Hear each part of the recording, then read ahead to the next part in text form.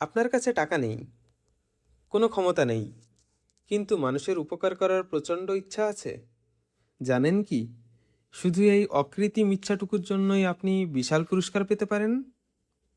একবার এক ব্যক্তি বিশাল এক বালুর স্তূপ দেখে দীর্ঘশ্বাস ফেলে বলেছিলেন, ইস, এই বালুর স্তূপটা যদি আটা হয়ে যেত, তাহলে আমি তা ক্ষুধার্তদের মাঝে বিলিয়ে দিতাম। তার কাছে সত্যিই কোনো আটা বা খাবার ছিল না, ছিল কেবল অভাবী মানুষের কষ্ট দূর করার এক প্রবল আকুতি। তার এই নেক নিয়ত আল্লাহর কাছে এতটাই পছন্দ হয়েছিল যে আল্লাহ তাআলা জানিয়ে দিলেন, এই কাজটি করতে পেলে তুমি যে সব পেতে, আমি আল্লাহ তাআলা তা তোমার আমলনামায় লিখে দিলাম। সুবহান আল্লাহ। আমাদের ধর্ম ইসলাম কত সুন্দর, তাই না? আমরা অনেক সময় ভাবি, আমার তো সামর্থ্য নেই, আমি কিভাবে দান করব।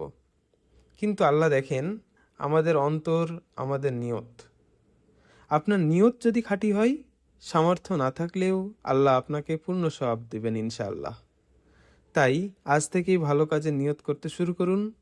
এই সুন্দর বার্তাটি আপনার বন্ধুদের মাঝে শেয়ার করে তাদেরকেও অনুপ্রাণিত করুন।